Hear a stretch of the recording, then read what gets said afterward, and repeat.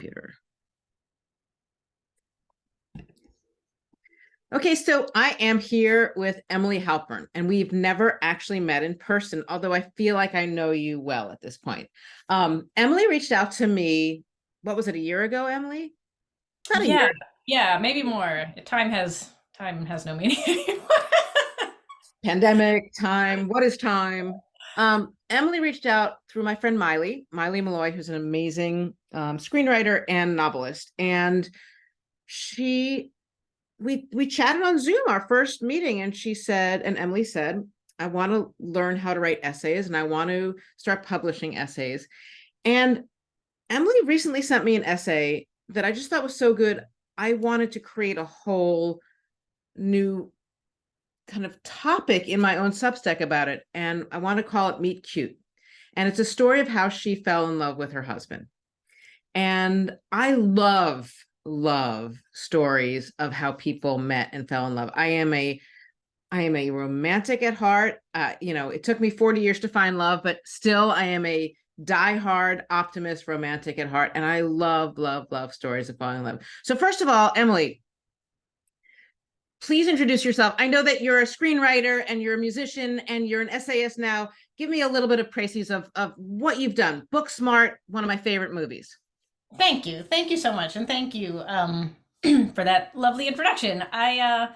Yes, like by trade, I am a screenwriter. I've been doing that for many years. I've been very lucky. I've been on TV shows. I write with a writing partner, Sarah Haskins, and we co-wrote Booksmart. Recently, we co-wrote the movie 80 for Brady. And we have I'm trying to, gosh, I'm like, it feels so long ago now, but we started off co-creating the TV show Trophy Wife on ABC, Mm-hmm. and have been writing since. And then I've been lucky enough to have some other TV jobs along the way, and so that's how I've made my living, and I feel very very lucky to be doing it. And yeah, more recently, sort of got dove into music, got more interested in writing essays, and you've been so helpful with that. And yeah, I've just been enjoying myself doing it. So, first of all, I'm going to publish the story that you sent me, the essay you sent me, because it made me laugh out loud several times. But in a quick summary, you met your husband because of pus. Yes. Well, we had met actually in college. So we had met before, but we were reunited, uh and he had sort of been finding himself in town a little bit. But yes, basically we had what I consider still our first date right after a very traumatic pus related medical incident in my life, which, like, as you can tell from the essay, is had nothing to do with part of what brought us together. Right, exactly. But what I loved is you took this kind of horrible MRSA infection and turned it into this love story. So I'm not going to say anything more about the essay. I urge everybody to read the essay. It is so delightful. When you imagined as a little girl meeting your full-time partner, was this ever in your imagination of how you might meet one day? Like, the whole idea in a screenplay of Meet Cute, which is what I'm calling the section, is like they bump into each other at an airport. We were laughing about that Right. last time, right? Everybody bumps into each other at an airport, right? Right. Yes, I think you know, as a little kid, it's not exactly that I had little fantasies about how I would meet someone, but I can say pretty definitively it would not have involved any pus or any sort of medical problem. Um, but what's funny is I don't think I mentioned it in the essay, but even it's just so funny the way things work out. Like, this is someone I had known, we were friendly in college, and then the way so much of it is timing and serendipity. But honestly, 10 years ago, if you'd been like, you're going to marry Evan from college, I would have been like, what are you talking about? So I don't think I could have predicted any of this, really. Or can any of us predict anything, really? Right. Tell me, I really am curious about Booksmart because it's such a good movie, and I saw it with my kids, and all of us walked out of it blown away. And this was what? It was like 4 years ago, 5 years ago? How long ago was it? How long ago? Yeah. Oh my gosh, I'm going to get it wrong or something, but I feel like it came out in Yeah, 2018-ish. something like Yeah, that. I yeah, think yeah, 2017, 2018, somewhere around there. And yeah. just loved it. Where did the idea come from? Booksmart was actually, thank you so much. The first script that Sarah and I ever wrote together when we became writing partners. And I was at the time working on, I believe it was Private Practice, the Shonda Rhimes show, and Sarah was out here working for like a channel that Al Gore had. I can't even totally remember, but we both had two separate jobs. We were both interested in comedy writing, but we had dinner and discovered that we both had sort of a similar idea for a movie we wanted to write, which basically put like intelligent, high achieving girls in high school in the front and center for a high school movie. We both love, still do love those high school movies and those John Hughes movies, and felt like one thing we hadn't seen was like they were always from the guy's perspective, and the goal in those movies was always like get laid, and that we just felt from our own experience that a girl's experience of having a boyfriend, like it was just entirely different. And the perspective, the goal never felt like getting laid. It was like have someone to hold hands with in the hallway. And so I think we did just feel like that felt like a story that we could write and we could tell, and that we hadn't seen on screen, and we know as like when we were teenagers we would have loved to. And so that was sort of was the beginning. It was Sarah and I, as I don't want to shock anyone, but like nerdy achieving girls in high school, felt like we could sort of write that perspective. And then 11 years later Booksmart got made. But no, that was like the genesis. And we were also, I just want to say, like, so lucky, and it was a whole evolution and many, many drafts, and different people came on and off the project. But like with the addition of like Susanna Fogel and Katie Silberman and Olivia Wilde, and of course the unbelievable cast, like we also had the unique experience of just everyone who came on being additive, understanding the original vision, sticking to that vision, making it wonderful. And that's not always the case. So it really was wonderful. Well, you want to hear a little side note about Olivia? I worked with her mom, Leslie Coburn, at ABC News. We Oh, did a wow. whole story on Zhirinovsky in Moscow.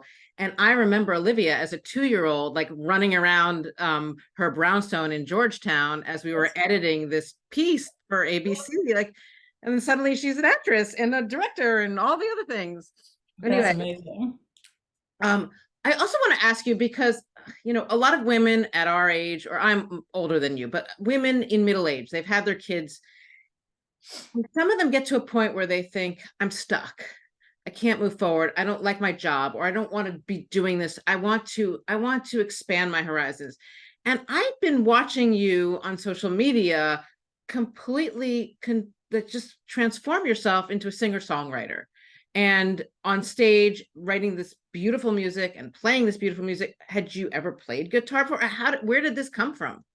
Oh, thank you. It's really been wonderful. And no, I'd loved singing my whole life, and I had loved it when I was younger, and yes, had played guitar and taken guitar lessons, but really like the passion for me was singing. And I think always did want to sort of try it and try to perform, and a little bit didn't let myself for a long time, if that makes sense. And part of it was once I was on this writing career, I also was like, well, that's the thing I do, and I don't do another thing, and kind of, or I'd occasionally be like, boy, I'd really like to explore music, but just, it was always the last thing, and I never quite made time for it. So it was always like an interest I had. And I think, if I'm being honest, like a lot of me felt self-conscious for a long time for the reasons you just said. Like, I'm a certain age, I'm in a certain career, like who do I think I am? But basically what happened, it really was in COVID. I think it was two things. It was like COVID happened, the world changed, we were stuck in our houses. I started picking up the guitar and playing music a little bit as like a sanity saver at the time, just to kind of, it was like a meditation for me, it was just grounding. And a little bit, for the first time, started having ideas of like songs I could write, and maybe I had something to say. And I will say, just as far as when I think about doing it a little later, for whatever reason, around the time I was like 40, I had some ideas for songs, and it just didn't really happen before that. And so maybe that's also was just part of the process for me. And a little of it as well, I think it started as a response to COVID. And as I found myself writing these songs, I was a friend of mine who, her husband was and is a music producer, was like the only person I had known who was even involved in the music business. And after I had a number of songs, I reached out to him, sort of just not even just like, here's some songs and I don't know what to do with them. And I will say, if he had been like, yeah, I don't know, don't do anything. It might have, I appreciate very much. He was like a friend, but was like, hey, let's make an album. Let's try and do this. And it's sort of, Amy, right? Wasn't it yeah, Jamie Jamie Candeloro. Yeah, absolutely. who I Alex. met through because I work with his wife on Yes, of Emily course. Paris.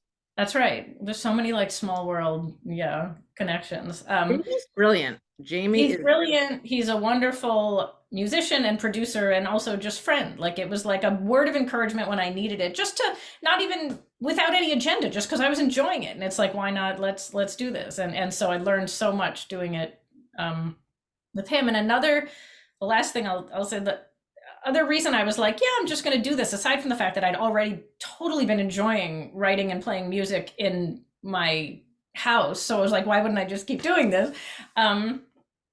I think it was having my daughter, who's now about to turn 5, and was like, 2 or 3 then.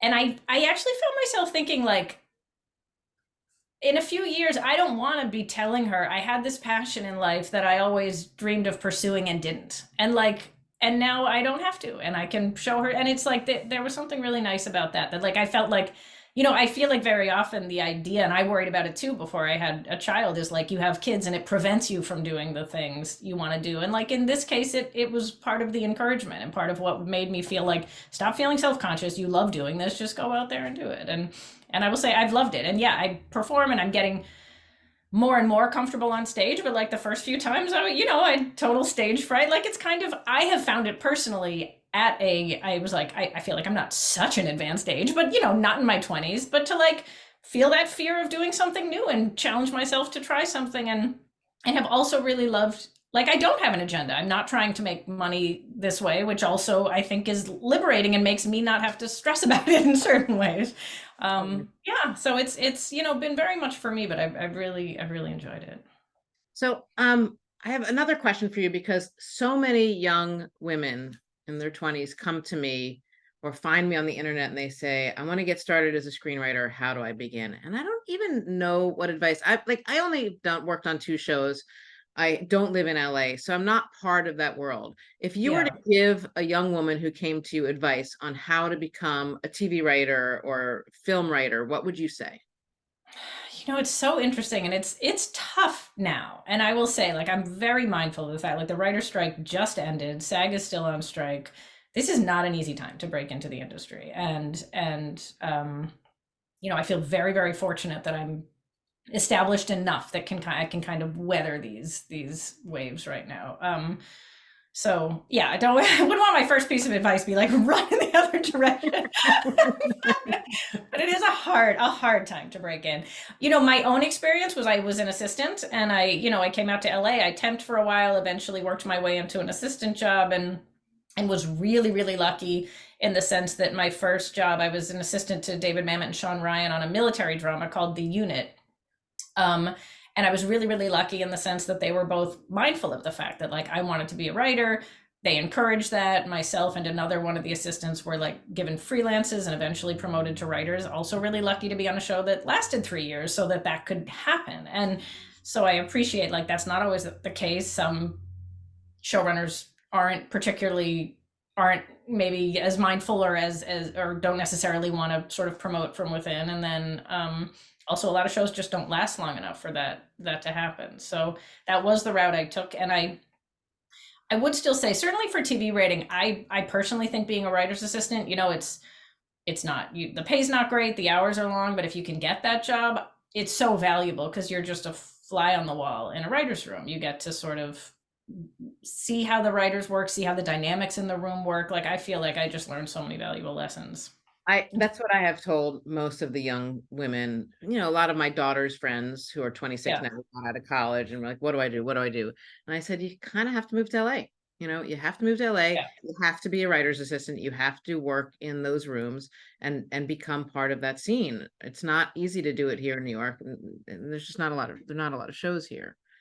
I think that's really true. I mean, it was my own experience. I know other people who've gotten jobs different ways, but for me, I also know, I, like a lot of bright young people, also kind of thought I just want to be a writer right away. I don't want to be an assistant and get people's lunches. Like but it's like in retrospect, it really was so valuable, and I got to watch, honestly, some other writers make mistakes, like be the person who's always putting everyone down in the room, and you just like take little mental notes. And I am glad I had that time, because I think I could have also come into a room and been like, I know everything. And I'm really glad that Don't do that. Right, yeah. exactly. So before we end this, I just want to find out, because I am going to be publishing your essay about you and Evan. Tell me a little bit about Evan. First of all, how long have you been married? Tell me about your marriage. We got married in 2017. Mhm. Um, and had Frances shortly after, our daughter. Evan is, I mean, he's wonderful. He's a scientist. He is, for me personally, like I have both a career that has a lot of like peaks and valleys, and I'm a person who can sort of run. It's like we writers often are, but can have my like real ups and downs. And I would say Evan is like this. He has a career that is very, very steady. He's in academia, and he's also like a temperament that is very, very even. And so I think for that reason we're incredibly well matched. But he's wonderful. He's in neuroscience.